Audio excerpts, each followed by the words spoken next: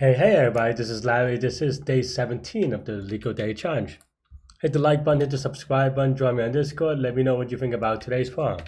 My SD card got corrupted while I was in Kobe, so no intro today, or like this is the intro, so hope you understand. But right now I'm actually in Osaka, so I'm excited. It's my second time here, but first time in with any length of time, so we'll see how that goes. Today's poem is 1877. Minimize maximum pair sum in array. All right, let's see. What does that mean?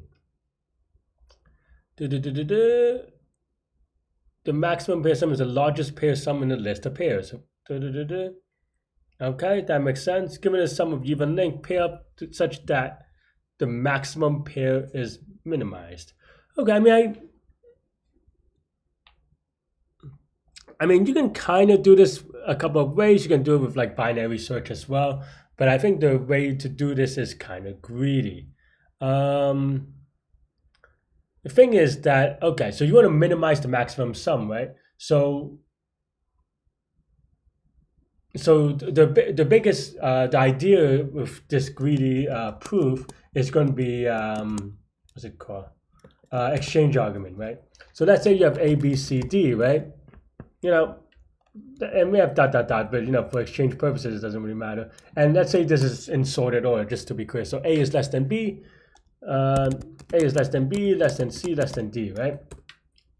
So of course the idea is that you want A plus D, and you want the pairs to be A plus D, B plus C, right? Why? Well, because, and this is just like basic exhaustive thing, right? Because if you do A plus B and then C plus D, then because of this thing, then this is going to be and you could, there are a couple of ways you can write this, right? Like minimizing the maximum. But C plus D is going to be bigger than, well, obviously A plus B, but C plus D is also going to be bigger than B plus C and A plus D, right? Just by definition of the order of things. And then another way that you can write it is going to be A plus, A plus C, B plus D, but also really the same argument. So this exchange argument, right, is that this is going to be a bigger number than all of them except, so to minimize this number, or the second sum, you need A plus D. And that's really the way to think about it, I think. I mean, obviously this isn't a hard proof, but that's going to be the idea of what you do. I mean, you can also, I know that you may have questions about like, hey, but what if B plus C is greater than A plus D, right? Like, and that you could easily do something like that, like 1, 100, 100, and 101. Then obviously 100, plus 100 is going to be bigger. But then now you can also think about, well, in that case, then you're trying to minimize this, right? Well, you can minimize this, and maybe the other way to think about it then now is that you want to minimize A plus D minus, well, this sum, right? I guess this is a whatever, but something like that, right? So you're trying to minimize this, and then with that, you can kind of do some exhaustive thing to kind of prove to yourself. I'm not going to go over that in that much detail, just because, it's just more of the same of just going through all the cases, really. Right? Because and you could just write even like if you're not good with proofs, and I'm not, I'm just saying that to myself. If you're not able to be good with proofs, then then you can even literally write it out like really exhaustively. And what I mean by that is, well, I said A plus D is greater than B plus C. We already kind of went over it, right? So we have all these arguments, maybe even copy and paste this to here, right? And then now you can maybe say like, okay, well, if B plus C is greater than A plus D, then what happens, right? Well, then now you have two sums, A plus D, B plus C, and you're trying to minimize this thing, right? Well, the other way, maybe, well, it's absolute value, so it shouldn't matter. And then the idea here is that, okay, well, you just exhaustively go through all the possibilities. And basically the idea here is going to be that you have two signs where you can assign two negatives to here. I know there's an absolute value, but then now it be b plus c, so then is greater than a plus d. So that means that now in theory you can actually reduce this to b plus c minus a plus d, because you know that this is going to be bigger, so this is the positive sum that you're trying to minimize, right? And if you do that, then you can also just write it out, right? And then now you're trying to figure out, okay, well, in this case, like, how does this compare to, I don't know, b plus a? Like, let's say you want to try, well, I guess c is the bigger one, so let's just say c plus a minus b plus d, right? And how does this sum compare to this sum, right? And so stuff like that is the general idea, and you could kind of go through it, right? Because in this case, the c cancels out, so then now you're comparing these two sums, right? The minus d also cancels out, obviously. So then now you have these two, but then here, now you know that b is greater than a, so therefore, if you're trying to minimize, then this is going to be a bigger number, right? Oh, sorry, yeah, right? Oh, sorry, this is going to be a smaller number.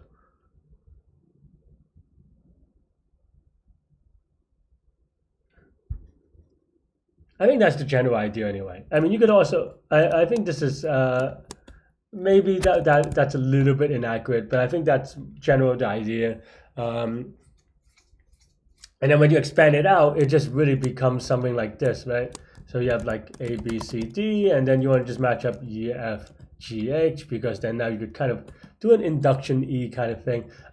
My apologies that today I'm a little bit hand wavy, and I'm so tired. But yeah, but that's basically the idea. And then once you do that, then you can just figure it out, because you have 10 equals to n is equal to 10 to the fifth. You sort nums, and then it is just literally highest is equal to 0, and then for I in range of n, right, it's going to be num sub I plus num sub I n minus I minus 1, and then highest is max of highest this. And of course you can also just take it by half, because then you go over it, but I'm too lazy to write that out. So yeah, yeah, and you give a nice little nudge of submit, and that's pretty much it, right? I mean, that's, and it also works logically as well, obviously, because if you have just like any, like if you try to group them in any other in any other way, one of them is going to be more suboptimal. Like for example, if you swap F and D, well, C plus E is now going to be bigger than before. Oh wait, no. Well, D plus F is going to be bigger than before, but C plus E is going to be smaller than before. I don't know. You have to. Maybe today is just not proving day for Larry. But yeah, but obviously this is going to be n log n, and this is O of n, so n log n time, O of n space. And that's all I have for this one. Can I do it in, someone mentioned O of 1 space, is that true?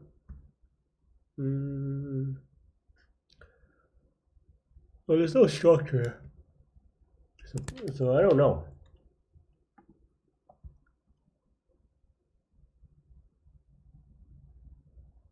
Do.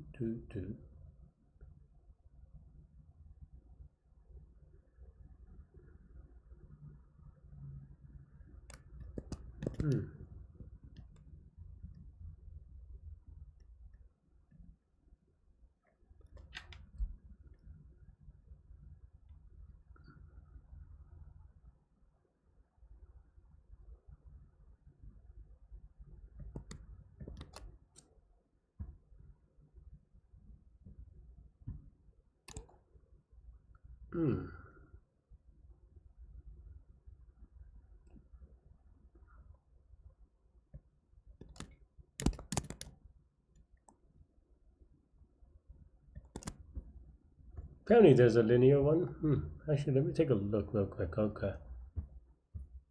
Someone told me there's a linear solution in my Discord. I'm trying to think.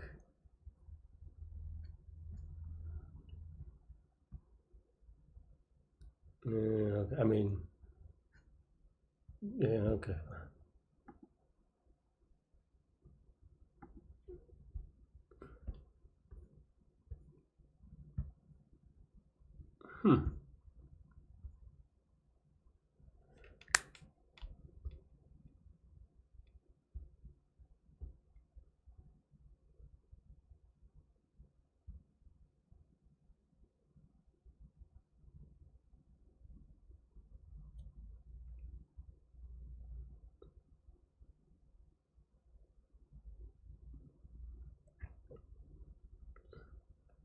All right. Yeah. Why don't you also just always make an array of size a billion, and then it's always constant?